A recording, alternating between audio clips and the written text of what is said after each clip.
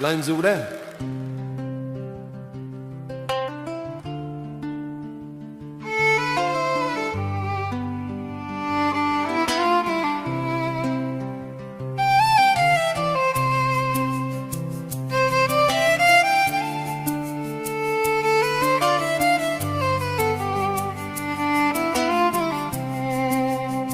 Diamond Platnumz, mimi nimekuja mbele yako Mungu ni kuomba msamaha kwa yote niliyotenda mabaya. Najua nimeenda bali yako, sikuwa karibu nawe, lakini siku ya leo nimechukua uamuzi nikisema, wewe muweza yote Mungu, nahitaji niwe nawe siku zangu zote, maana nimeona kuna kimbiro kingine isipokuwa wewe peke yako.